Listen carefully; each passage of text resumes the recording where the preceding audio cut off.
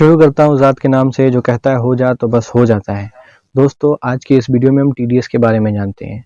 Accounting के purpose से हम जाने तो टीडीएस दो तरह से रिकॉर्ड होती है। जब हम खुद सर्विस प्रोवाइडर हो और सामने वाला बंदा सर्विस रिसीवेबल हो, तो वह जब हमें पेमेंट करेगा तो टीडीएस काट के करेगा, ठीक है। दूसरी सिनेरियो ये होती है कि जब हम सर्विस रिसीवेबल हो, ठीक है, तो अगर हम सामने वाले बंदा को पेमेंट करेंगे तो टीडीएस काट के पेमेंट करेंगे। लेकिन आज के इस वीडियो में हम ये जानेंगे कि जब हम सर्विस प्रोवाइडर हो और सामने वाला बंदा हमें टीडीएस काट के पेमेंट करें तो उसकी एंट्री हम टैली में कैसे लगाते हैं। थोड़ा सा हम टीडीएस के बारे में ये जानते हैं। टीडीएस होता क्या है? TDS tax deducted at source होता है, ठीक है। ये एक तरह से गवर्नमेंट का ही रूल है। जैसे एडवांस टैक्स होता है, जस्ट लाइक टीडीएस भी होता है, ठीक है। जब हम काम करते हैं, किसी भी फाइनेंशियल में काम करते हैं, तो उसका जो टैक्स होता है हम असेसमेंट ईयर में जमा करते हैं। लेकिन गवर्नमेंट ने, अब इसकी गवर्नमेंट की होशियारी कह लीजिए या फिर जो कह लीजिए, वो चाहती है कि जिस ईयर में आप काम करो उस ईयर में टैक्स जमा कर दो। इसलिए उसने टीडीएस का एक रूल निकाला कि जब सर्विस प्रोवाइडर जब सर्विस प्रोवाइड करेगा और एक क्राइटेरिया लिमिट होता है, जब वो उसको पार करेगा तो सर्विस रिसीवेबल की ड्यूटी होती है कि वो जब भी पेमेंट करे तो टीडीएस काट कर पेमेंट करे, ठीक है। ताकि और जब वो टीडीएस काट कर गवर्नमेंट को जमा कर देगा तो सर्विस प्रोवाइडर के टैक्स पैन पे जमा कर देगा, ठीक है। तो अब एग्जांपल के तौर पे देखते हैं। मान लीजिए कोई अकाउंटिंग फर्म है और किसी कंपनी यानी कि XYZ लिमिटेड या ABC जो भी ले लीजिए, जब वो उसको एक अकाउंटिंग की सर्विस प्रोवाइड कराता है, ठीक है। तो जब वो सर्विस प्रोवाइड करेगा, एक थ्रेशोल्ड लिमिट पार करेगा, तो कंपनी जब भी इस बंदे को पेमेंट करेगी यानी कि फर्म को पेमेंट करेगी तो टीडीएस काट कर पेमेंट करेगी। तो आज इस वीडियो हम उसी के बारे में जानेंगे कि जब हम सर्विस प्रोवाइडर हो तो उसकी टैली में एंट्री कैसे लगाते हैं। तो बिना देर किए हुए चलिए इस वीडियो को शुरू करते हैं।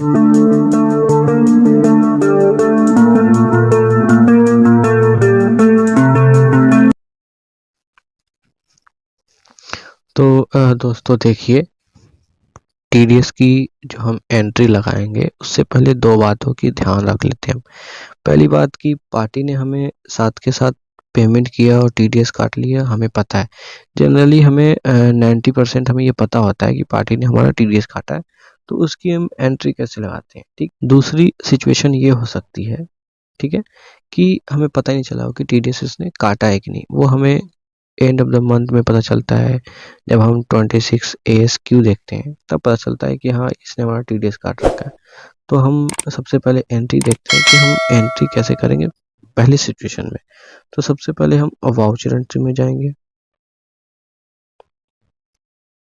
ठीक है। अब मान लेते हैं ये हमारी XYZ लिमिटेड एक पार्टी है जिसने हमारा टीडीएस काटा है। हमने उसे 1 लाख का बिल प्रोवाइड करवाया था काम करके, तो उसने मुझे 1000 रुपये काट कर, यानी कि सेक्शन 194C के अगेंस्ट उसने हमें 1% टीडीएस काट कर हमें बाकी पैसे दे दिए। अब देखिए 1 लाख का हमने इसे बिल काटा था, तो यहाँ पे तो 1 लाख ही होंगे, ठीक है। लेकिन अब क्या है ना कि बैंक में हमें उसने जब हमें चेक दिया, ठीक है, तो उसने हमें 99,000 रुपये ही दिए। बाकी का पैसा उसने गवर्नमेंट को जमा कर दिया हमारे पैन के अगेंस्ट में, टीडीएस के अगेंस्ट में, जिसको हम टीडीएस कहते हैं, ठीक है। हमारे पैन के अगेंस्ट में जो 1000 रुपये है वो गवर्नमेंट को टैक्स के रूप में जमा कर दिया। अब यहाँ पे हम एक लेज़र बना लेंगे। अभी तक जो हमारी पुरानी वीडियो है कि हम लेज़र कैसे क्रिएट करते हैं, अभी तक वो आपने नहीं देखा है तो आप जाकर वीडियो देख सकते हैं कि हम लेज़र क्रिएट कैसे करते हैं। हाँ, यहाँ पे एक सिचुएशन ये है कि अगर हम जैसे एंट्री कर रहे हैं और हमारे लेज़र बनाने की ज़रूरत पड़ जाए, तो यहाँ पे हम ना शॉर्टकट की अपनाएंगे, Alt+C करेंगे तो ये डायरेक्ट खुल जाएगा लेज़र क्रिएशन का जो हमारा सरफेस है। यहाँ पे हम बना लेंगे। अब हमारा क्या है कि 194C के अगेंस्ट में काटा है, तो या तो हम लिखेंगे टीडीएस अगेंस्ट कॉन्ट्रैक्ट या फिर डायरेक्ट सेक्शन लिख देंगे। तो वो आपके ऊपर है, आप क्या लिखते हैं। मैं तो यहाँ पे ये लिखता हूँ कि 194C, ठीक है, ताकि मुझे समझ में आए। अब ये जो हमारा टीडीएस है ये एक तरह से एसेट्स है, तो इसको हम करंट एसेट्स में डालेंगे।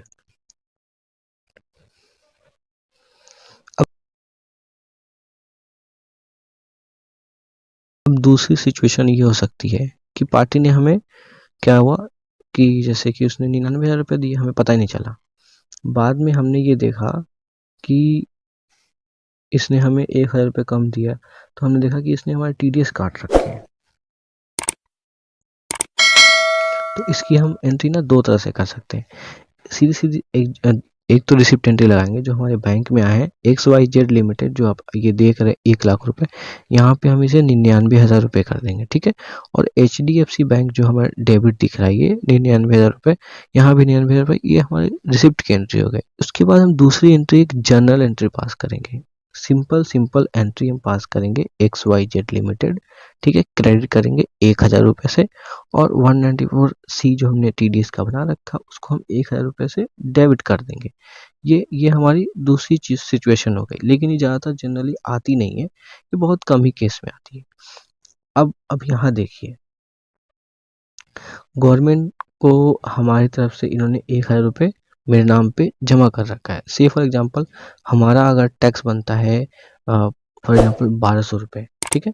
तो ये हमारी जो है 1,000 रुपये ये अगेंस्ट, मतलब कि हमारे जो 1,000 रुपये हमने पहले ही पे कर रखा है, ठीक है, तो ये एडजस्ट हो जाएगी, ठीक है, 1,000 रुपये। और 200 रुपये हमें फिर से हमें पे करने होंगे, तो फिर हम एक जनरल एंट्री पास करेंगे यहाँ पे, वाउचर एंट्री में जाकर जनरल एंट्री पास करेंगे, ठीक है। अब देखिए जो हम टैक्स पे करते हैं, ठीक है, वो एक तरह से ड्राइंग होती है, ठीक है। अगर पार्टनरशिप फर्म है तब भी ड्राइंग होगा, ठीक है। अगर प्रोप्राइटरशिप फर्म है तब भी ड्राइंग होगा। तो सबसे पहले हम ड्राइंग को डेबिट कर देंगे। इस सिचुएशन में ये देखिए 1,200 रुपये पे करने हमें गवर्नमेंट को इनकम टैक्स के नाम पे। देखिए हम तो या ड्राइंग बनाएंगे डायरेक्ट, ठीक है, अंडर द हेड कैपिटल, या फिर इनकम टैक्स पेड करेंगे अंडर द हेड कैपिटल, या ड्राइंग के अंदर डाल देंगे, ठीक है। अब देखिए 194C के अगर हमारे पास 1,000 रुपये ही है, तो ये हमारा एडजस्ट हो जाएगा, 1,000 रुपये एडजस्ट हो जाएगा, ठीक है। बाकी जो रिमेनिंग अमाउंट है 200 रुपये, ठीक है, वो हमारा बैंक से होगा, बैंक से हम पे करेंगे, तो ये हमारा बैंक से बैंक हो जाएगा। अब ये एंट्री हमारी सेव हो जाएगी।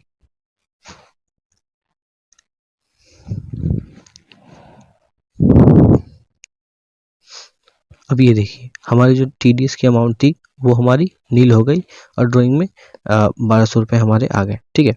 अब दूसरी सिचुएशन, यहाँ भी एक और सिचुएशन हो सकती है। फॉर एग्जांपल मान लेते हैं, जैसे कि मैं ये एंट्री को डिलीट कर देता हूँ, ठीक है। मान लेते हैं कि 194C के अगर हमने 1,000 रुपये था हमारा पार्टी ने काट रखा है, ठीक है, लेकिन टैक्स हमारा 800 रुपये ही बनता है, ठीक है। तो इस सिचुएशन में हम कैसे करेंगे, हम रिफंड क्लेम करेंगे, ठीक है। अगले साल हमें गवर्नमेंट हमें 200 रुपये वापस रिफंड कर देगी। तो इसकी एंट्री हम लगाएंगे, फिर सिंपल वैसी एंट्री लगाएंगे, ठीक है। ये देखिए वाउचर एंट्री में जाएंगे, ठीक है, जनरल एंट्री के एंट्री लगाएंगे, ड्राइंग में हमारा कितना है 800 रुपये, ठीक है ना, 2 कर देंगे 194C, टोटल हमारे कितने थे 1,000 रुपये। अब जो रिमेनिंग 200 रुपये बच रहे हैं उसको हम ट्रांसफ़र कर देंगे TDS रिफंड करके, या फिर TDS असेसमेंट ईयर, या रिफंड असेसमेंट ईयर, जो भी आपको सुटेबल लगे उसका लेजर बना के हम उसमें ट्रांसफ़र कर देंगे, ठीक है। तो मैं रिफंड कर देता हूँ, रिफंड असेसमेंट ईयर, जो भी असेसमेंट ईयर की हम फाइल करते हो तो रिफंड करके इसे भी करंट एसेट में रहने देंगे, ठीक है। ठीक है, अभी 200 रुपये ट्रांसफर हो गए। ये देखिए TDS 194C के अगेंस्ट में ये हमारा नील हो गया। रिफंड, हमने रिफंड क्लेम किया हुआ है ना, गवर्नमेंट की इनकम टैक्स रिटर्न फाइल करते समय हमने रिफंड क्लेम किया, तो ये हमारा 200 रुपये। अब हमें जब ये बैंक में रिसीव्ड हो जाएंगे तो इसकी एंट्री जो है हम रिवर्स एंट्री कर देंगे, रिवर्स एंट्री कर देंगे। एंट्री लगाने के लिए ऑल्ट ए करेंगे, यहाँ पे एंट्री लग जाएगी। अब रिवर्स एंट्री कैसे करेंगे, देखिए बैंक में हमें 200 रुपये वापस मिल जाएंगे गवर्नमेंट की तरफ से, ठीक है। तो HDFC बैंक हो गया, उसके बाद 200 रुपये। अब हमने ना रिफंड क्लेम किया हुआ था, तो रिफंड अमाउंट जो है 200 रुपये, ये देखिए,